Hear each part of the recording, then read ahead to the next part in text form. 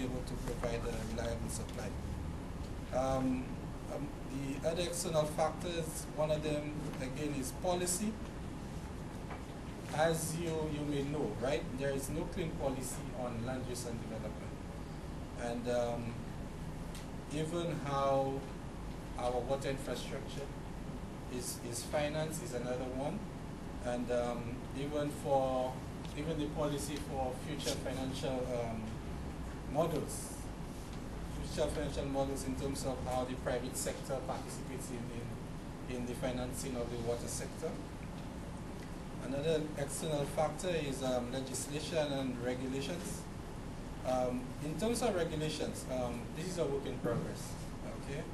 And this is, we're working with the Commission, or we'll soon be working with the Commission to materialize those regulations. In terms of legislation, we have to realize that we're working with specific legislation that was geared at a private sector participation, and the legislation is still worded in that context. We also have to deal with culture and attitude.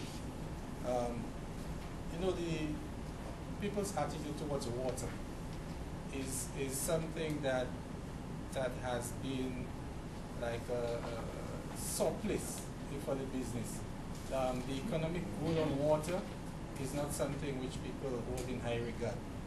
Okay, there's normally like a general lack of appreciation of the water resource until the dry season comes, or until we get a disaster, a hurricane or something. Another external factor is stakeholder interaction. Okay, now, as you can see, there are a lot of ad hoc developments, and very little is paid to how those developments affect our service delivery. Okay, the coordination between the various entities who handle those developments is somewhat lacking also, and this in itself has had a terrible impact on our ability to provide. Okay. The other group of factors is organizational, right? There, as you know, there are the utilities in the region. Okay, some of them may be government departments, some statutory bodies, a few private providers, but we're a company owned by government. And in that context, there are a number of challenges that we face, right? Because government is centered or focused on the public and how best to please the public. And they tend not to have the company as a focus point. You know, having the company business as a focus. And there may be conflicting policies when it comes to service delivery and the government's agenda at the time. Okay? And also there are sometimes challenges in terms of competing users for limited financing. We have a lot of that too. One other organizational factor is that of organizational culture. Okay.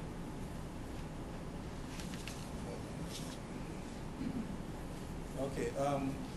As we know, we're working in an environment where the company has very limited resources, whether it's in terms of financing, equipment, even human resources, and with those problems, we still have to be able to deliver a service, and everybody's expecting WASCO to be able to deliver top quality service despite having all those issues. Okay. We also have an issue of governance. As a company, we're operated by a board, and it's the board members, they're responsible and liable for the operations of the company. Another one of the issues that are faced is that when third parties make decisions that are almost contrary to what the board believes should be done, it puts the board in a position where they become vulnerable. Okay, and WASCO needs to be put in a position where where they are able to make decisions on those things that the board is to be held accountable to. Okay. Some of the operational factors that that are challenges that we commonly face. They are efficiencies, procedures, standards, information quality, and indicators. In terms of efficiency, we do not have the best information system. Okay, we lack resources in terms of the quality of staff, equipment, processes. We lack strongly in those areas. Even standards, we do not really have established standards to comply with.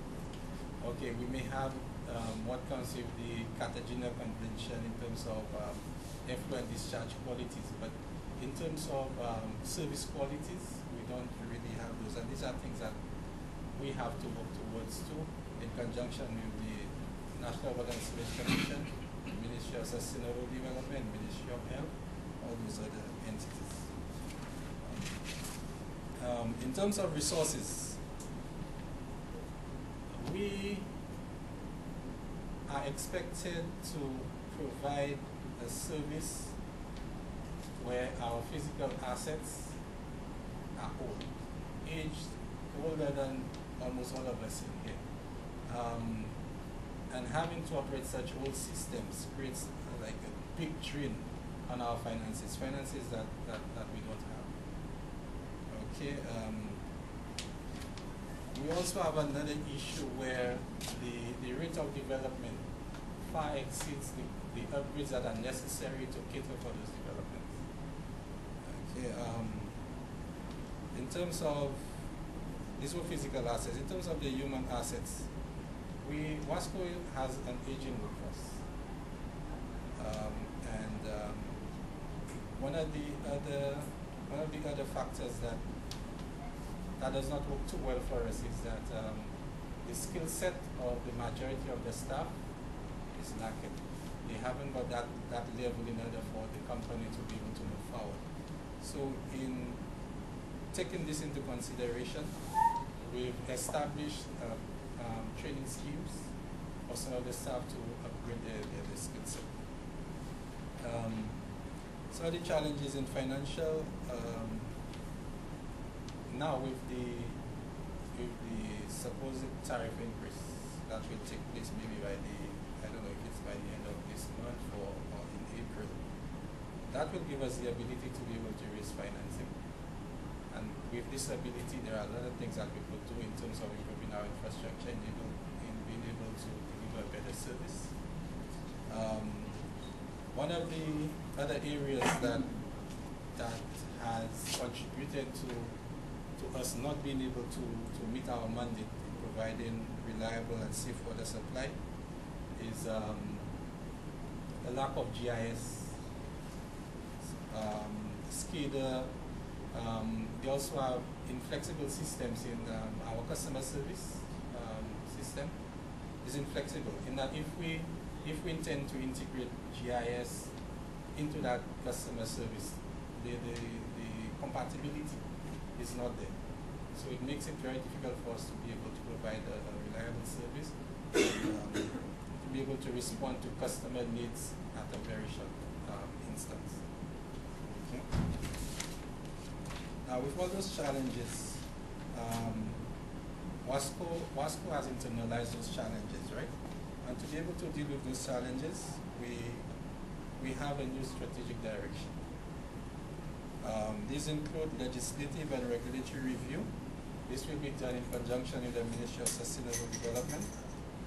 We will be building effective information system using GIS. We're going to expand on our SCADA.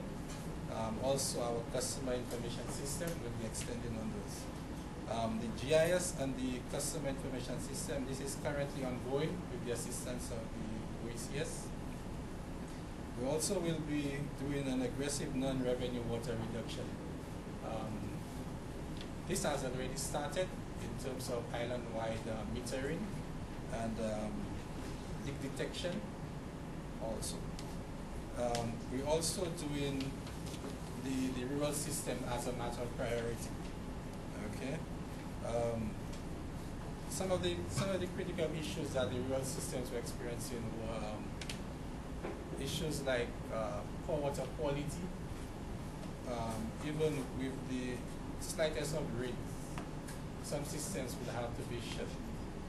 And in this day and age, we shouldn't be expecting people to be paying for water where even the slightest of rain creates a non-service. Okay, so these are things that we'll be looking at as a matter of priority. Organizational review, we're also undergoing this change, taking this change into consideration. And very soon, a new organizational structure will be revealed. For revenue stability, okay, with the tariff adjustments, when this actually happens, that will place WASCO in a better position where to be able to meet some of the demands that will be placed, those extra demands that will be placed on it. And also, in order to move in that direction that will help WASCO to be sustainable, there's the balance sheet restructuring that needs to be done. Okay? When this is done, that will be able to put WASCO in a position where it can borrow and to be able to finance its infrastructure developments. Also, as part of operations, WASCO will be, or has already started the